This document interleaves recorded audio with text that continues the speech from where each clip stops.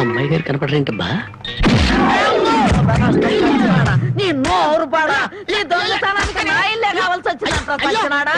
నీ అమ్మకడుపు మాడా, నీ కళ్ళు కాకులు బేకా, నా మురుగులు ఎందుకు ఎత్తుకెళ్ళావా? ఈ సంచిలో ఏమన్నారా? మురుగులు. ఆ మురుగులేరా? మురుగులు కాదమ్మా, మురుకులు. అబ్బా, ఆ మురుగులే తియ్యే. అబ్బా చెప్తుంటే వినవు. మురుకులు కాదు, మురుగులు.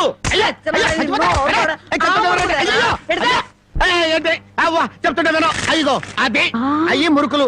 నోరు మూసుకుంటే సరిపోయిందా? ఎక్కడ తగులుతో కూడా చూడకుండా కొట్టి. పానకాలు నువ్వెప్పుడొచ్చా? ఇంకా ఆలస్యంగా అవుతా నా శవాన్ని చూసేదానివమ్మా. ఈ ముసలమ్మ మురుగులు పోయినాయంటే ఇరక్కొట్టి ఏం గుర్తు ఉడికిందో. ఇతను పానకాలని మా ఇంట్లో పనివాడు. ఆ మాట ముందే చెప్పి ఏడవచ్చుగా. చెప్పిందాక నువ్వు ఎక్కడ ఊరుకున్నావమ్మా? మనిషిని చంపేద్దామన్న ఉత్సాహమే తప్ప ఇంత వయసు వచ్చినా మానవత్వం ఏడిసింది నీకు. ఎక్కడో పొరపాటు జరిగిందిలే అయ్యా. ఇది పొరపాట. పొరపాటు అయితే ఇన్ని పీకులు పీకా ఉంటే మామూలుగా అయితే ఇంకెన్ని కొట్టేదానివో. సరేలే అమ్మా, లోపల తీసుకెళ్ళు. అమ్మో మురుకులమ్మాయి. రాంబాబు, ఒరే రాంబాబు, నా మురుగులు ఎవరో కాజేశారా? ఏంటి మావ నా వైపు చూస్తున్నావు? నేను కానీ కొట్టేశానా? నువ్వు కాకపోతే ఇంకెవరు కొట్టేస్తారాలుడు? నువ్వు నోరుమోయి. ఒరే బాబు, నా బంగారు మురుగులు ఎవరో కాజేశారా? అలాగే అసలు ఏమైందంటే ఈ రోజు నీ తట్లో నిన్ను చూశాక నా కళ్ళ వెంట నీళ్లు తిరిగాయనుకో. ఎందుకురా, నేను బాగానే ఉన్నాగా. అదేనే, ఆడ ఖైదీలకు బేడీలు వేసినట్టు అరిగిపోయిన ఆ మురుగులు వేసుకుని ఎంతకాలం తిరుగుతావు? అందుకే 2 తులాల బంగారం ఎక్కువేసి వాటిని పెద్దవి చేయమని టైలరింగ్ షాప్ దగ్గర ఇచ్చాను. ఓహో, టైలరింగ్ షాప్ లో మురుగులకు కూడా తొడుగులేసి కుట్టి పెద్దవి చేస్తారా అల్లుడు? మావా, ప్రతి దాంట్లో నువ్వు వేలు పెట్టేవరకు చాలే ఊరుకో. నీ ముద్రష్ట ప్యాకెట్ కోసం నా మురుగులు తీసుకెళ్ళి అమ్ముకుంటావంట.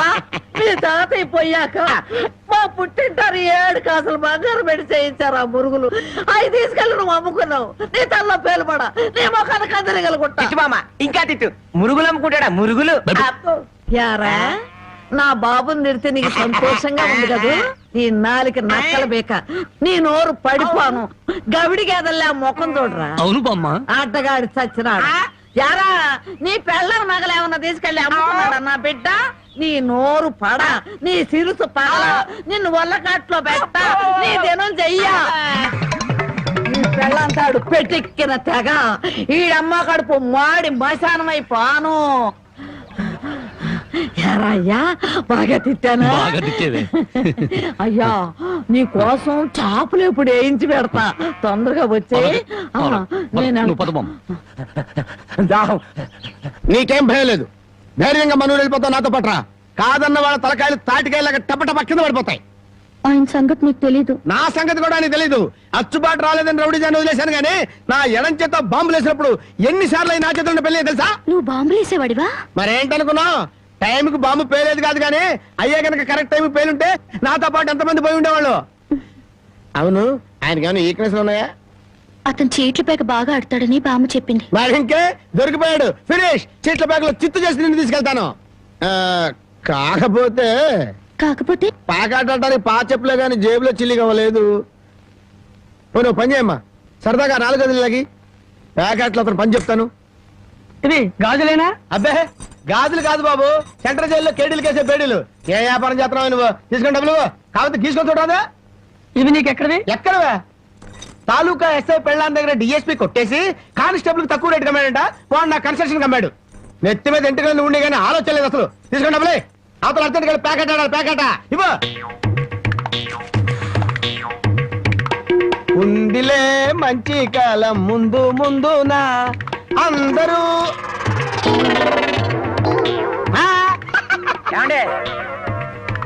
తమరు నోటు కింద పడిపోయిన తీసుకునే అలవాట్లేదు.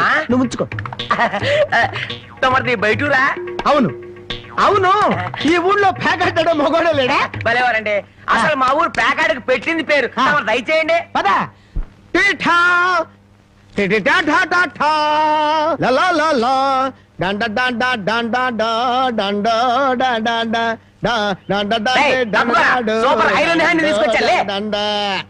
ప్యాకెట్ లో సీట్ ఇచ్చిన మనసు తెచ్చుకున్నావు. ఇదిగో 100.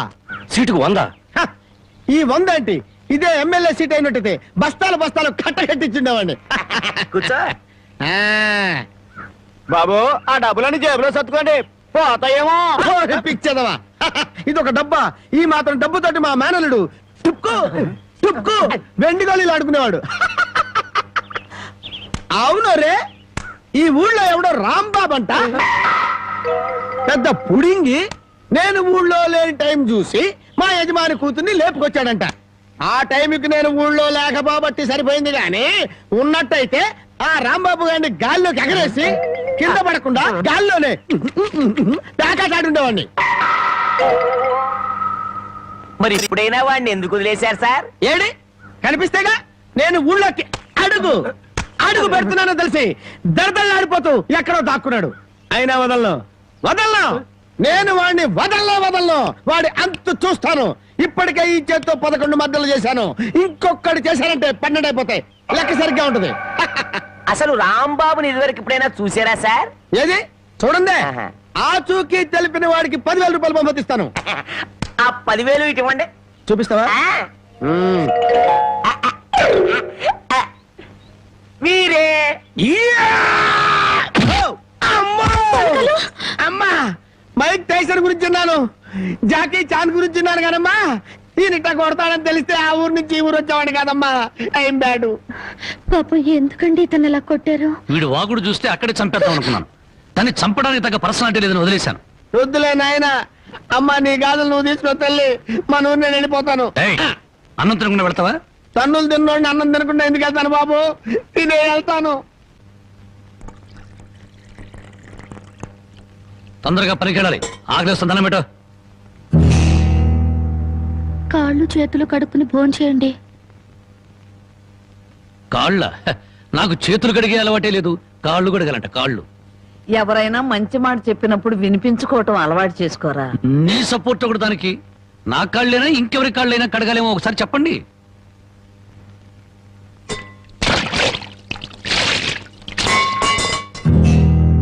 కాళ్ళు సరిగ్గా తడవలేదు.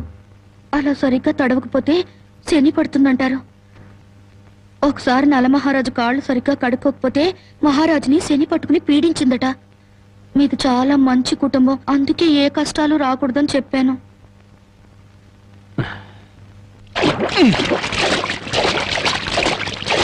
చాలా లేక బావిలోకి దూకి రానా?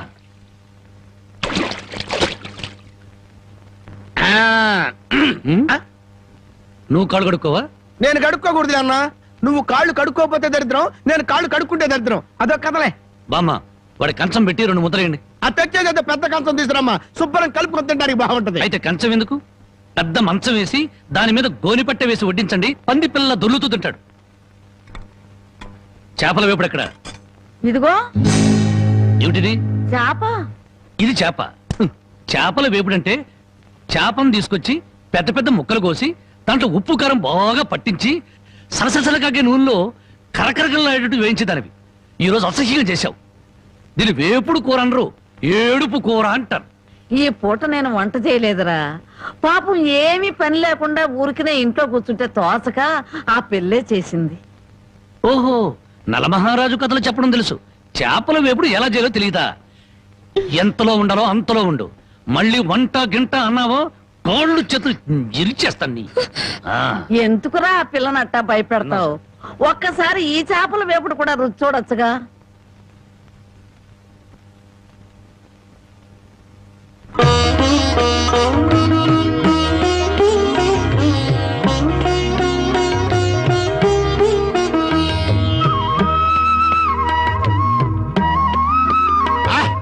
హే భగవాన్, ఇంత కమ్మటి కూర తిన్న తర్వాత చచ్చినా పర్వాలేదు. నిజంగానా? ఆ, అయితే బాగా తిను, తిన్న తర్వాత నేనే చంపేస్తాను.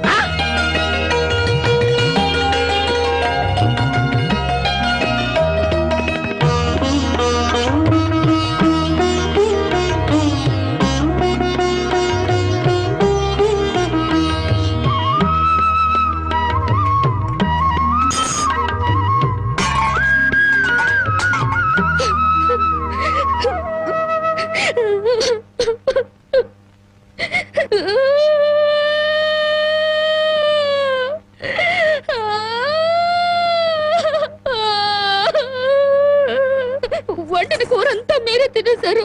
తినక ముందు నన్ను ఎందుకు తిట్టాలి? ఆ తర్వాత మాకు కూడా మిగలకుండా కూర అంతా ఎందుకు తినాలి?